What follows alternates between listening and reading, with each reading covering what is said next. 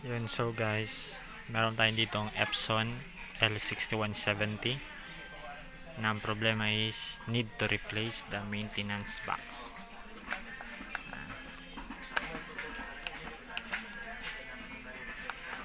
Ayan guys. So, kailangan siyang palitan. So, ito yan guys. Ang code T04D1.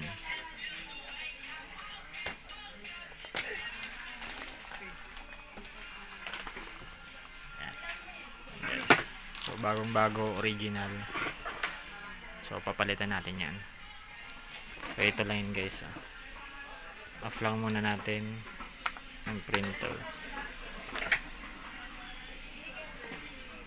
Okay. Unplug.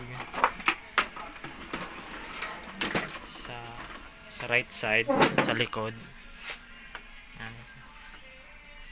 Hintayin nyo lang. And then, hugutin lang.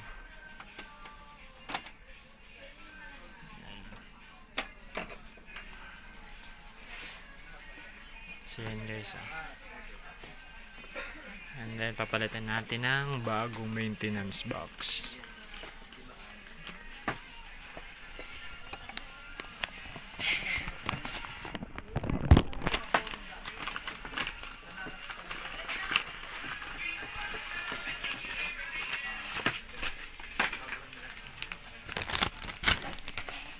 Yan guys. Yan. So, look the difference. Yan.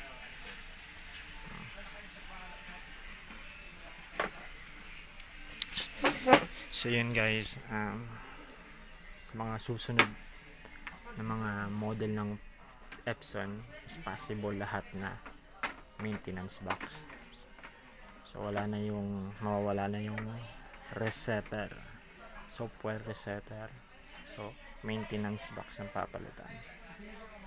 Ayan, planado na yun ng Epson, sigurado.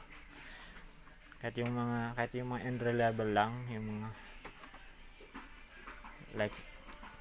like na yung 3110 o 3210 ngayon, so susunod na model nun, paniguradong maintenance box na siya. So wala na siyang resetter na software. So once na man-detect ng printer is papalitan na talaga. Nagsimula na sila guys, yung bago nilang model na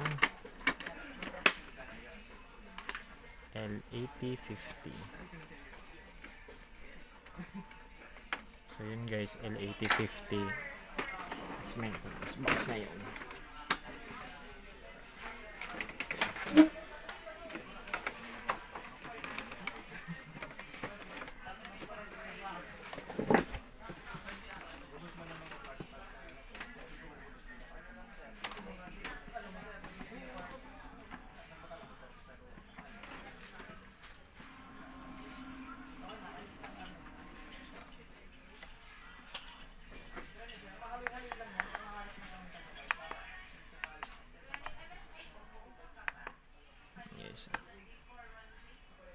Okay na. So please like and share, pa-subscribe na din. Thank you.